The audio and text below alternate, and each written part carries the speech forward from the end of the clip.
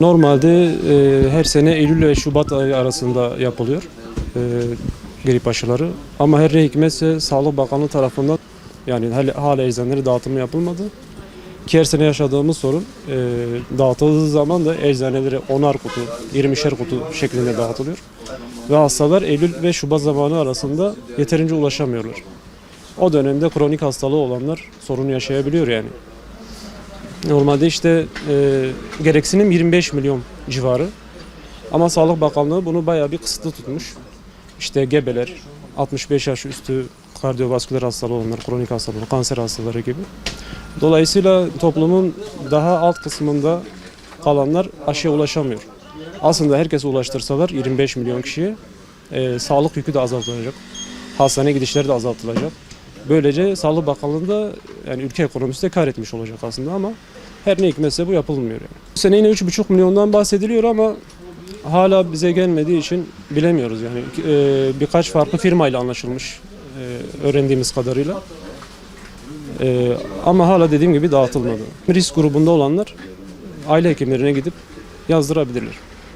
Onun dışında kalanlar yine gelip eczaneden alıp bir sağlık kuruluşunda yapabilirler grip aşılarını. Vaxigrip Tetra veya Fluarix gibi geçen sene Sinovac'ın grip aşısıyla anlaşılmıştı. Bakanlık yine iki farklı firmayla anlaştı. Bir tanesini SGK karşılıyor ödeme kapsamında. Bir tanesi de karşılamıyor. Yani fiyat çok yüksek SGK'nın karşılamadığı. Hala bize gelmediği için tam fiyat bilmiyorum ama sanırım 200 lira civarı bir şey olacak. Yani toplumda aşılamaya karşı bir ön yargı var. Grip aşılarına da böyle.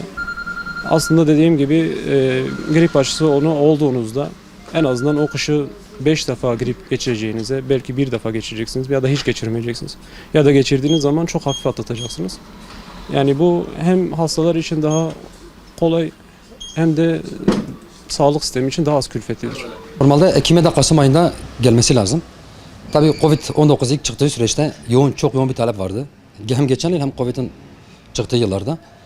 Yani daha doğrusu grip aşısının talebini mesela tam olarak karşılayamadık. Eczaneye gelen çok sayıda insan vardı. Diğer örnek vereyim, günde 15 kişi gelirdi ama verebileceğimiz en fazla bir taneydi. Ya da tabii o da depo ayırdı mı gönderdi mi birer ikişer tane gönderiyorduk. Yani toptan gelmiyordu. Birer ikişer tane geliyordu.